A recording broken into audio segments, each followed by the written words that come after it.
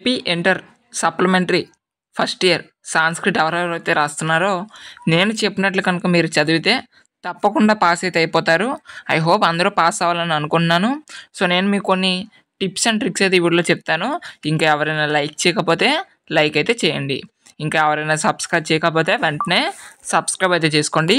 First మనం Sanskrit exam రాసేటప్పుడు చాలామంది చేసే తప్పు ఏంటి అంటే ఫస్ట్ క్వశ్చన్స్ రాస్తారు, అంటే ఎస్ఏ క్వశ్చన్స్, ఆ తర్వాత గ్రామర్ రాస్తారు. మనం చేసే మొట్టమొదటి తప్పు అదే. మీరు చేయాల్సిందల్లా ఫస్ట్ గ్రామర్ పార్ట్ కంప్లీట్ చేయండి, ఓకేనా? సో తర్వాత మీరు క్వశ్చన్స్ అయితే రాయండి.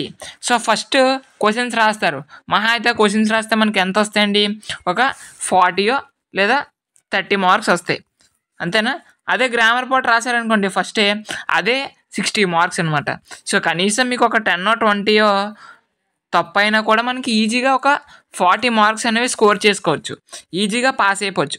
అది అందరూ తెలుసుకోకుండా ఫస్ట్ క్వశ్చన్స్ రాస్తారు. క్వశ్చన్స్ మీరు ఉన్నది ఉన్నట్టుగా రాసినా ఏవైనా తప్పులుంటే మాత్రం ఒక 5 మార్క్స్ క్వశ్చన్ అనుకోండి ఎగ్జాంపుల్గా, మీకు 4 లేదా 3, ఇంకా తక్కువ ఇంకా చండాలంగా రాస్తే 2 మార్క్స్ అయినా వేస్తారు. బట్ గ్రామర్లో అలా మార్క్స్ అనేవి తగ్గించడానికి ఉండదు. ఒకవేళ ఆన్సర్ కనుక రైట్ అయితే తప్పకుండా దానికి మార్క్స్ వేయాల్సిందే, దానికి రైట్ పట్టాల్సిందే. కాబట్టి మీరు ఎగ్జామ్ హాల్కి వెళ్ళిన వెంటనే ఫస్ట్ అయితే మాత్రం మీకు క్వశ్చన్స్ వస్తే క్వశ్చన్స్ రాయండి బాగా, గ్రామర్ వస్తే గ్రామర్ రాయండి. మ్యాక్సిమం నేను చెప్పే సజెషన్ ఏంటంటే అందరూ కూడా ఫస్ట్ గ్రామర్ అయితే రాయండి, ఆ గ్రామర్ రాసిన తర్వాత క్వశ్చన్స్ అయితే రాయండి. సో క్వశ్చన్స్ రాసేటప్పుడు మీకు ఫస్ట్ ఏ క్వశ్చన్ అయితే బాగా వస్తుందో అదే ఫస్ట్ రాయండి, ఓకేనా? సో మీకు ఫస్ట్ ఏ క్వశ్చన్స్ అయితే ఈజీగా మాకు అర్థమవుతాయి, మాకు ఈజీగా వచ్చు అనుకుంటే అవి రాయండి. అవన్నీ అయిపోయిన తర్వాత మీకు రానివంటూ కొన్ని ఉంటాయి కదండి, అవైతే మాత్రం లాస్ట్లోనైతే రాయండి, ఓకేనా? సో మీరు ఈ యొక్క సాంస్క్రిట్ ఎగ్జామ్ రాసేటప్పుడు ఖాళీగా పేపర్ అయితే ఇవ్వకండి. మీకు క్వశ్చన్స్లో మీరు లెసన్ వింటారు కదా, మరీ అంత లెసన్ వినకుండా అయితే ఉండరు క్లాస్లో, ఎందుకంటే సాంస్క్రిట్ మరీ బోరింగ్ సబ్జెక్ట్ కాదు. సో ఆ యొక్క లెసన్ విందని బట్టి మీకు ఏదో ఒకటి మైండ్లో అనేది ఉంటుంది, ఆ మైండ్లో ఉన్నది అక్కడ రాయండి, ఓకేనా? సో అందరికీ కూడా అర్థమైంది అనుకుంటున్నాను.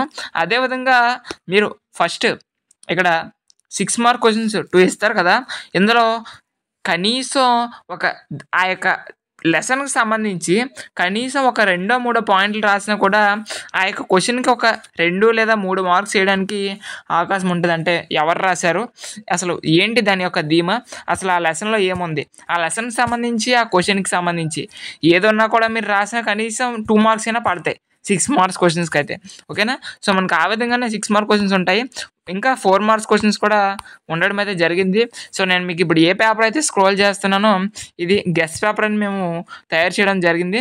సో ఒకసారి ఇది ఆన్సర్ చేయగలరో లేదో ట్రై చేయండి. సో మీకు ఇది మోడల్ పేపర్గా ఉంటుంది అనే ఉద్దేశంతో మీకు ఈ వీడియోలో ప్రొవైడ్ చేయడం అయితే జరుగుతుంది. సో ఒక్కసారి ఇందులో ఉన్నటువంటి బిట్స్ ఏవైతే ఉన్నాయో అవైతే ఆన్సర్ చేయడానికి అయితే ట్రై చేయండి. ఒకవేళ ఆన్సర్ చేయలేకపోతే ఒక్కసారి సెర్చ్ చేసేనా ఆ యొక్క ఆన్సర్ని ఎతికి మీరు ఒక దగ్గర రాసుకోండి. ఏమో మీ అదృష్టం బాగుంటే ఇందులో నుంచే కొన్ని బిట్స్ అయినా వచ్చే అవకాశం అనేది ఉంటుంది, ఓకేనా? సో మళ్ళీ నేను చెప్తున్నాను, 10 సార్లు చెప్తున్నాడు ఈ బ్రోక్ పిచ్చా అని అనుకోకండి. ఫస్ట్ అయితే మాత్రం గ్రామర్ రాయండి, తర్వాత క్వశ్చన్స్ రాయండి. క్వశ్చన్స్ అయితే మాత్రం ఎవరు కూడా ఖాళీగా ఇవ్వకండి, ఓకేనా? సో మీకు ఆ లెసన్కి సంబంధించి ఎంతో కొంత గ్రిప్ అనేది ఉంటుంది, ఆ లెసన్కి సంబంధించి ఆ పోయిట్ గురించి ఆ లెసన్ యొక్క థీమ్ ఏంటో ఎంతో కొంత గ్రిప్ అయినా ఉంటుంది కదా, అదే దానికి సంబంధించి రాయండి. ఎవరు కూడా ఖాళీ పేపర్ ఇచ్చేస్తే మాత్రం వాళ్ళు పాస్ చేయమన్నా కూడా పాస్ చేయరు, ఓకేనా? సో కాబట్టి మీకు ఎంత తెలిస్తే అంతైనా రాయండి. పేపర్ మాత్రం కనీసం ఒక 7 pages అయినా నింపండి, ఓకేనా? సో ఫస్ట్ అయితే మాత్రం గ్రామర్ రాయండి. ఒకవేళ మీరు ఇప్పుడు కనుక స్టార్ట్ చేసినా కూడా నా వీడియో చూసిన తర్వాత ఒక 2 hours గట్టిగా పట్టుకుంటే మీరు ఈజీగా సాంస్క్రిట్ ఎగ్జామ్ పాస్ అయిపోతారు. నేను షూట్ ఇస్తాను, కావాలంటే మీరు ఈ 2 hours కష్టపడండి.